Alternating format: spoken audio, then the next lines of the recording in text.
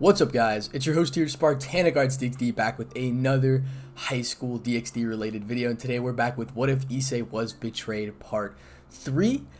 I'm glad you guys are enjoying the series, and without further ado, please like and subscribe, and let's go ahead and get right into it. Chapter 5, The Return. The first thing Issei noticed when he opened his eyes was that he was in a dense forest. Trees everywhere that he could see. He had no clue where he was. But something was off. Either he was somewhere where the climate was different, or more time had passed than he originally thought. It was cold, freezing cold to be exact. So I'm back, huh? Bahamut, is there some sort of difference between the two realms? Issei asked, confused. Yes, you are back in the world of the living, Issei, and yes, there is a difference. In the land of the dead, time has slowed down. So while you were in there for a week or so, 3 or more weeks have passed in here, Bahamut explained. Okay then, this is good. They think I'm gone for good. Ha, guess again, Issei thought, and he chuckled with a clenched fist. You're right, partner. This is a perfect opportunity to work behind the scenes. But first, we need to get the group back together, Drake commented. You're right. Now to find out where we are, Issei thought as he got off the ground. As soon as he got up, he felt soreness like he never did before. He groaned while stretching his arms and legs. Damn, you weren't kidding when you said my body would have to adapt to the world once I got back, Issei thought while stretching. What did you expect? You've been dead for 3 weeks. Of course you're going to be sore, Bahamut retorted. Suck it up, partner. I know you're not a weakling. You've faced far more dangerous foes than common soreness. Drake laughed. Whatever, you overgrown lizard, Issei huffed. Okay, we need to find where we are. Too bad all I can see is trees. Gonna have to fly, Issei thought as he was trying to piece the puzzle together. Looks like there's no choice but to fly up and survey out your surroundings, Drake commented.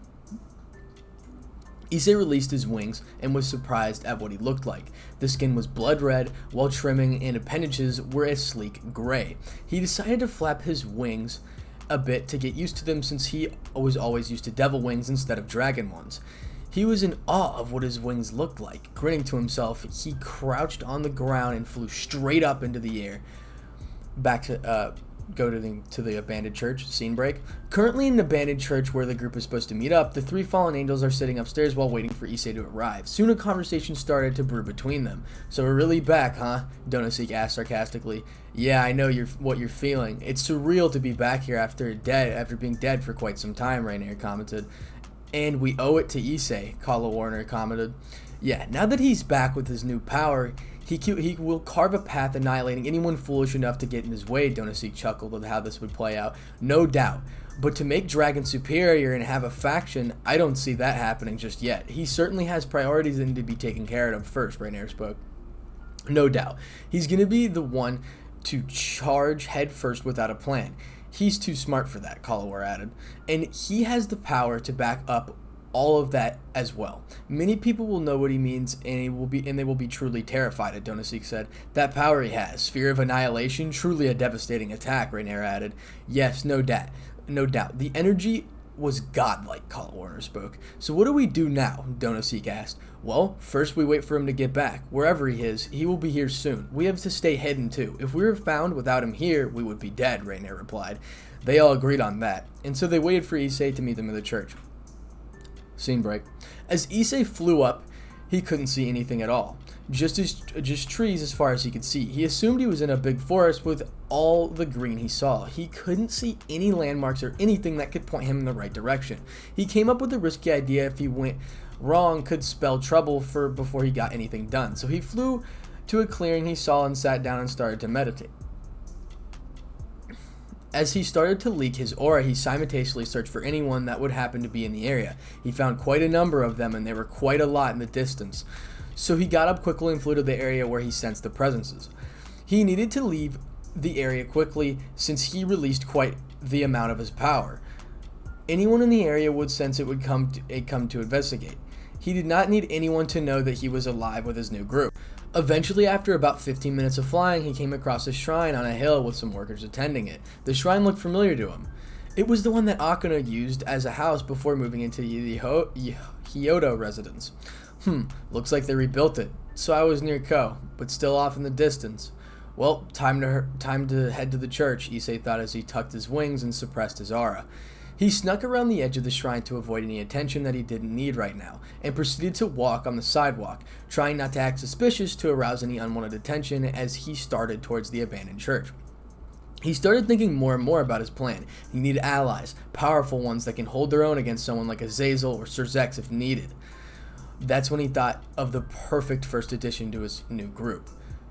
Tiamat, the Chaos Karma Dragon King. Partner, are you sure you want to go for her first? You may not like it since you're my host. Drake commented. Why does she hate you? Issei asked. I may have promised her children before I got sealed away, so naturally she will hate you since you're my host, Drake explained. Well, whatever. She can hate me if she wants. I'll make her submit, Issei thought with a grin. Like a true dragon, Bahamut laughed. Just don't complain when she's pouncing on you and trying to fuck your brains out, Drake snorted. You don't think I know that? I've dealt with that since the bastard devils try to seduce me. I expect Rainier and Kalawarner to make a move on me eventually, Issei retorted. For now, let's just focus on getting the plan in motion, Bahamut commented. Tiamat lives in a familiar forest, so I will need you to find a way without causing too much suspicion, but we need to go to the church, Issei thought. So he started walking towards the church while thinking of what to do along the way. Soon after walking a while, he came to a stop and he found himself on a familiar street, the one where his old house was. He quickly suppressed his aura more to avoid detection as he walked slowly, trying not to attract attention. So his old house came into view. He sneered as he looked at it, obvious to him that they were still in there. He had to fight the urge to burn everyone and everything in it to the ground. That is until Drake stepped into place at his host. Partner, calm down. You need to focus. You don't want to make a bad move this early in the game. Don't worry, they will get to what's coming to them tenfold, Drake said, trying to calm you. Sit down. Drake is right, Issei. I may be the dragon that only knew annihilation when I was young, but I'm not an idiot. You will get your vengeance soon enough, and everyone will know who you are and why you aren't to be taken lightly, Bahamut added. A growl escaped from Issei's lips as he took one last look at his old house, and with a passion stronger than ever, he made a promise that they would pay. He would make sure for what they did. So he decided not to go against his judgment and walked away and started back towards the church. He arrived at the base of the hill where the church resided. He cautiously looked to the surroundings to see if anybody was nearby. Once he found out nobody was there, he continued on his way. He stopped before the church just to take another look. He couldn't feel anyone in the area, so either they abandoned him, which if they did, he would slaughter them. They might not haven't arrived yet, or they are suppressing the aura to avoid detection. He slowly crept on the edges, listening for any signs of movement within the church. Still no signs yet. He took a deep breath before slightly opening the door. He stepped in silently, trying to get a view on the place. Anyone here? Issei asked cautiously. That's when he felt it. The holy energy spike. He quickly dodged a light spirit thrown at him. He didn't feel any killing intent, so it seemed like it was a joke, like someone was playing with him. Come on out, guys, Issei huffed. You got us, Issei. Nice reflexes, Donosik said as he stepped out of the shadows. He wasn't surprised that Donosik would play around like that. What surprised him was the bone-crushing hug he was enveloped by Rainier and Kalawarner. Issei, you're finally here, screeched Rainier while hugging. What took you so long? Kalawarner asked, confused.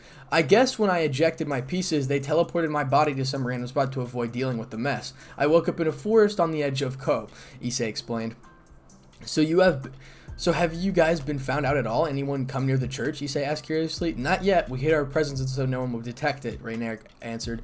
Okay then. First things first. While I still have a few days to spare before the transformation starts, we're gonna go to work on setting up our group, Issei said. How do you mean? Donosik asked. Well, we need a place to stay that can hold a good number of people. I have a few ideas, but I want to hold off on those until I got a good idea of what to expect. Donosik and Kalawarner, you two are in charge of getting temporary place to stay, while me and Rainier are going to do some recon and see what's changed since I was gone. Remember, stay hidden. Don't let the devils know you're back, Issei said. Got it, Issei, Donosik said. We'll take care of it, Kalawarner added. What are we doing? Rainier asked curiously. Everyone else wanted to know. We're going to stop by the ORC room since the school should be over since it's almost nighttime. I need the information about something, Issei answered. What is it? Kalawarner asked. I need a way into the familiar forest, Issei replied. Everyone was shocked. They didn't know why he wanted to go there since he was no longer a devil. Why the familiar forest? You aren't a devil, so you can't get a familiar, Donosik asked confused. I'm not going there for a familiar. I'm going to recruit Tiamat, the Chaos Karma Dragon, Issei answered. Everyone was completely shocked, due to the fact that everyone knew the name. Who didn't? one of the Dragon Kings Issei aimed to recruit. Are you serious? Colorwarner spoke fearfully. Yes, I am. Don't worry. I'm stronger than most dragons, so I'm going to have to make her submit in a battle. We'll be fine. Remember, I'm building a dragon faction, Issei replied. Alright. You do have a point, Donosik added.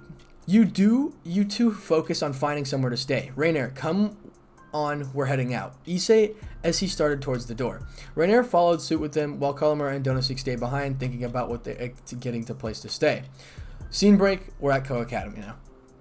Currently, Issei and Reiner find themselves outside the gate of Ko Academy. They are preparing to sneak into the ORC room. You ready? Issei asked Reiner. Of course I'm ready. Let's go, Reiner responded with a grin.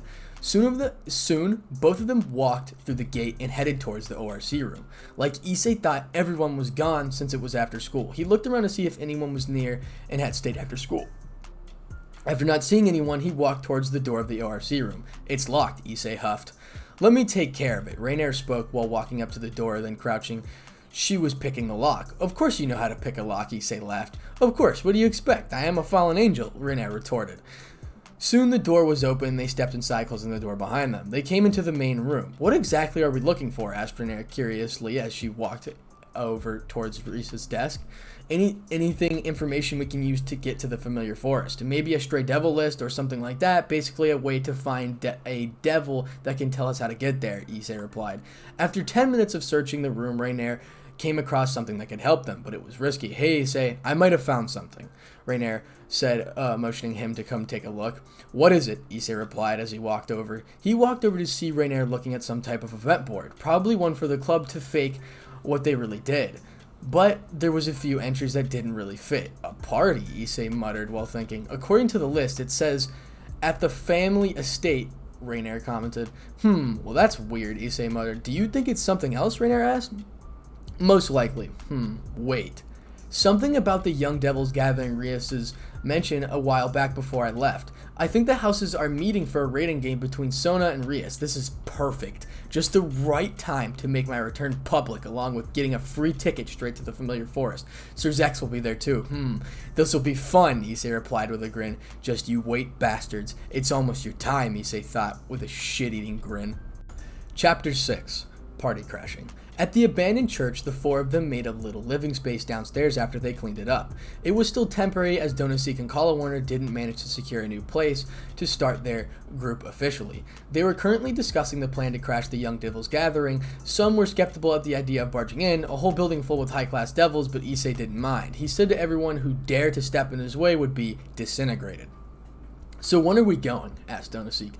Rias and the group haven't left the school yet, so in a day or two, we will use that time to get prepared. Make no mistake, there will be enemies there, so you will need to be prepared to take on some. I will handle the ones that are too powerful for you. My main objective is to make an example out of Sir Zex, so that everyone knows if they step in my way, then I will not hesitate to kill them. I'm not going to kill Sir Zex.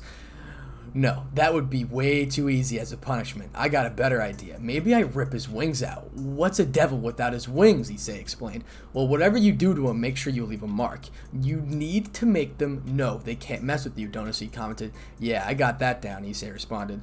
So what about the dragon faction? How are you going to turn people into dragons, Colorwarner asked. I'll ask Bahamut real quick. It could be useful to know before we leave. You guys would be the first ones to do the transformations. It would make you incredibly stronger, Issei responded. Bahamut, how would I turn these three into dragons? Issei asked curiously. Dragon's essence. Every dragon has it. It is what they were before they were born, Bahamut explained. Huh? What do you mean exactly? Issei asked confused. Dragons are actually masses of energy that go into a state similar to metamorphosis.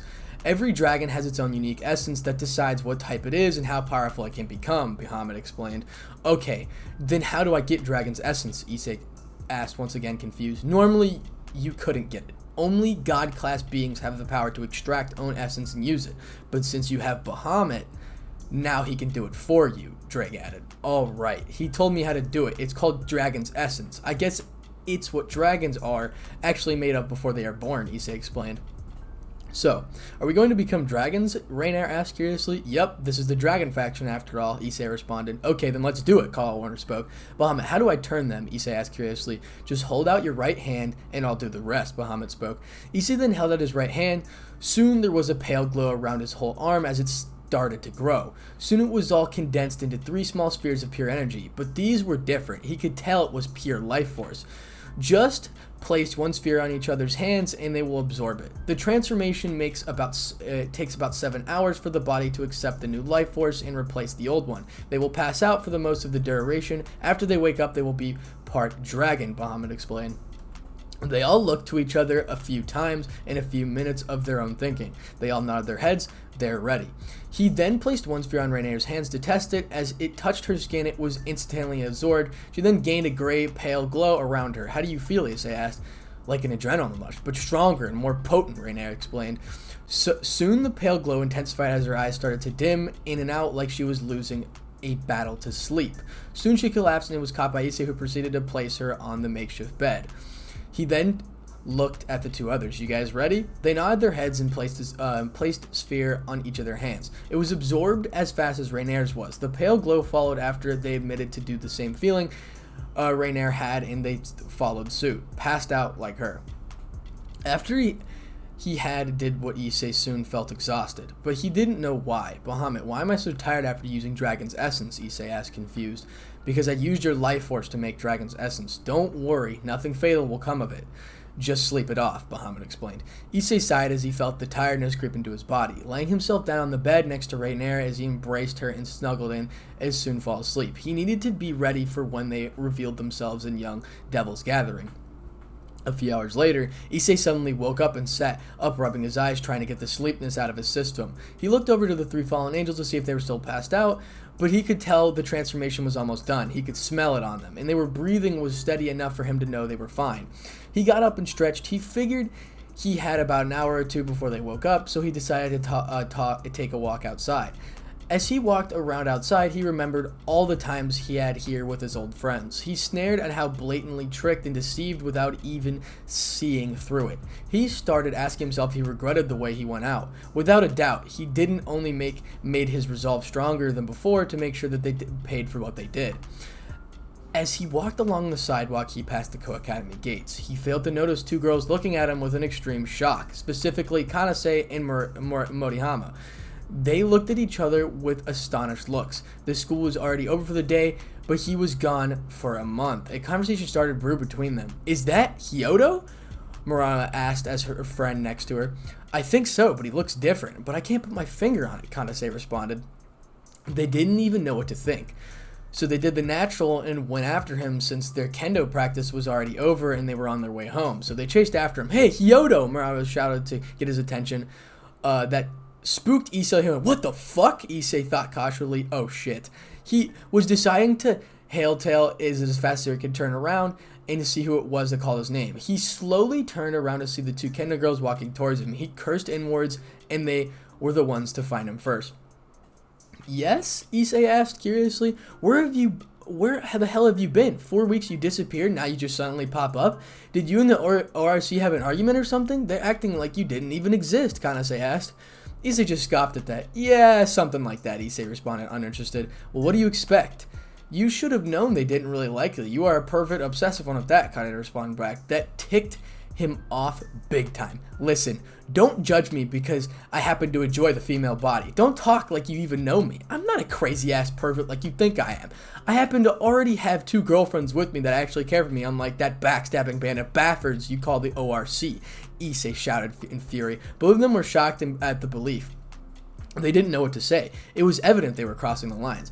So if you have nothing else to say, I have to go take care of some errands, Issei spoke before leaving. The 2 just stood there and mouthed agape, thinking about what they did. That's when they both noticed something odd about Issei. Did you see his eyes? Kanase asked. Yeah, they were like a reptilians, Morihama responded. They both didn't know what it meant, but nonetheless, they witnessed it, and they actually would know what it all meant, why he was Wait a minute. It was all meant why he was the way he was sooner than later. Sorry. Issei was beyond furious. He could barely contain it anymore. He quickly teleported to the deserted area to vent out his frustration. He needed to get a cool head on his shoulders when the group went to the underworld. He looked over to see a mountain. He then roared as loud as he could, shouting all of his fury and wrathful cry of anger. All around him, the ground started to shake as a huge earthquake started to form from the epicenter. A crater started to form underneath him as the pressure increased for a while. Soon he released all of his pent-up rage in one huge fear of annihilation, throwing it out the mountain quickly as he could. He watched it hit the massive rock as it started to shake and crumble until there was nothing left. After it was all over, he was breathing in and out deeply. He realized he made quite a show of power, and soon the supernatural world would be here to investigate. Soon he quickly left the area, teleporting back to church. He sighed to himself as he walked inside. Walking downstairs to see where everyone else was resting, he arrived to see soon Rainier starting to awaken from her sleep. She sat down slowly and started rubbing her eyes and stretching. "How are you feeling?" Issei asked. "Super sore. Like most of my joints and sockets have been dislocated and put back in again and again," Rainier responded while stretching. "What's the matter with you? I can tell something happened by your expression," Rainier asked curiously. "I met some of my old schoolmates while I was walking around an hour or two ago. They don't really like me, so I kind of got frustrated about the stuff they said," Issei explained after sighing. "What did they say about you?" Rainier asked. "Well, before I was turned into a devil, they didn't like me because of the peeking I did on them. But I had my reasons. And now that after a month of disappearing, they think they know me so well. It was just annoying the way they were judging me," Issei explained. "Well, whatever they said about you, it's not true. You definitely changed. You're not the same Issei Hyoudou anymore. You're reborn anew," Rainier said sincerely. Issei did something unexpected after that. He felt something stirring in his gut, and he launched forward, bringing Rainier in a tight embrace. He didn't know what caused the sudden action, but he wasn't complaining. It surely shocked Rainier, but she didn't mind, and she quickly embraced him back. He didn't mind it at all. It actually helped him a lot with his worries, but something else was about to happen that would change both of them, and there would be no going back whatsoever. Suddenly, Rainier raised her head and quickly forced her mouth into Issei's, his eyes widening the size of the saucers. He was beyond astonished, but nevertheless, his eyes closed and reciprocated her feelings. They continued uninterrupted for about 5 minutes until a forced cough was heard near them. Issei and Rainier quickly separated and looked to see Kala Warner with a sly smile and Donosik with a smirk. "Anything we missed?" Kala Warner said coyly. "Don't butt in," Kala Warner, Rainier said back to her. You won't be able to keep him from yourself," Kala Warner said. That's when she walked up to Issei while swaying her hips proactively and kissed Issei with ferocity. Of course, Issei was shocked once again before wrapping his arms around her back. She quickly pulled away and looked at Rainier with a smug smile. "Oh boy, here we go," Issei thought as he knew it was going to be a fight. "Cuckoo, partner, what did I tell you? The 2 new girls in your harem," Drake chuckled at the scene before him. Dragon's blood for you, boy," Bahamut chuckled. "Okay, enough. We need to be ready for tomorrow. We will deal with this later. Today is a free day. Get some rest for tomorrow. By the way, how do you two feel?" Issei asked Kala Warner and Donosik.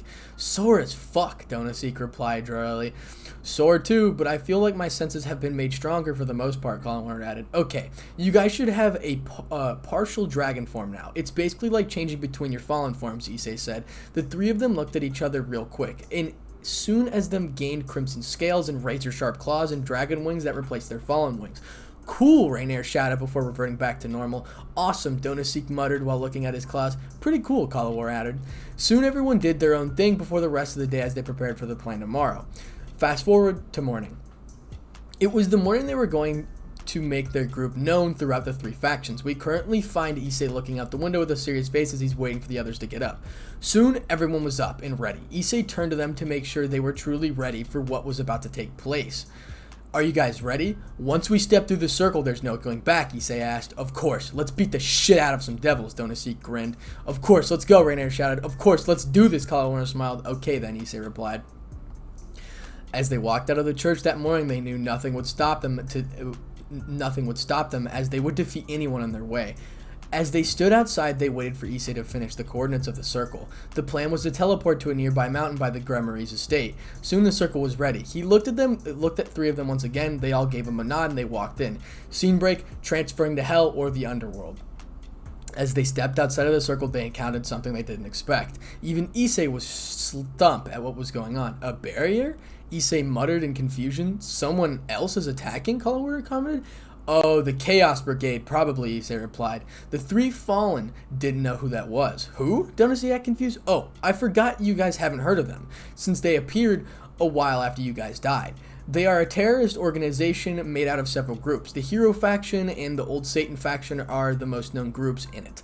No, doubt there's more. Therefore, group is led by Orphis, the Murderous Dragon God. She wants to defeat Great Red, while most of them just want world domination. You guys like Beelzebub, Ko, Rhythm of Volley Lucifer, the White Dragon Empress, actually went to their side for the sake of fighting. She was already a battle maniac, Issei explained to them. Yes, let me just quote this really quick. Volley is a woman in this story, so just to clarification. The group, as shocked as the group, like hearing that was going around as they wanted. They sound horrible, Kala Warner said. No doubt, Rainier said with narrowed eyes. This is perfect. Two groups to fighting against each other, and we interrupt both of them and make quite the scene, making both of them fear us and who are what we are and aim for, Issei spoke. The three of them was astonished as his quick thinking in the situation was truly a good manner. Pretty good way to kill two birds in one stone, Donosik said. Good thing I brought masks to hide our faces. Here, put these on and don't take them off until I tell you. Can't wait to see the look on their faces when they see a ghost, Issei said as he handed out three dark-looking masks that covered with the whole face. Good idea. Can't have them knowing who we are just yet, Kala Warner said. Alright, that's fine, Donosik said as he put the mask on. Rainier and Kala Warner both took one on them. Issei then put his on and took a look at what was happening down below the estate. He can make out two main groups, Rias and her Purge against Dodoria, Ashtaroth, and Shelabub Beelzebub. He saw what appeared to be Azazel and Serzex facing off, against someone who people he didn't recognize, probably more the Chaos Brigade leaders. Okay, let's get down there, Issei said. And they descended down the mountain, following behind Issei as he continued on towards the estate. He eventually came to the stop as he encountered the barrier. It's a decently made barrier, definitely made out of Orphis' power, no doubt, but nothing I can't handle, muttered Issei. Stand back. I'm going to release quite the amount of power on this barrier to shatter it, Issei said to his group.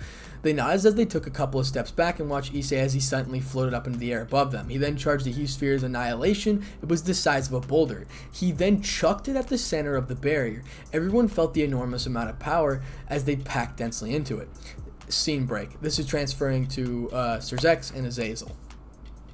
As both Azazel and Serzex along, the people they were currently fighting struggled to get up off the ground with the insane amount of power. They looked up to see the barrier shattered like it was nothing. What the hell was that? Serzex shouted, fearful. That wasn't us. That barrier was made out of Orphis' power. Someone just entered the area with a crazy amount of power. One of the Chaos Brigade's leaders said fearfully. Azazel looked it like he was about to hail-tail to the edge of the underworld to hide from whatever had about that amount of power. Serzex looked severely scared for his family. Someone that is more powerful than Orphis? Great Red? No way, he can't be here. We would have sensed him, Azazel muttered. Ha, whoever it is, we're going to have him join the Chaos Brigade, shouted the man. I highly doubt that. Whatever the reason they are here isn't for you. They want something from the devil, so they came here personally, Azazel responded.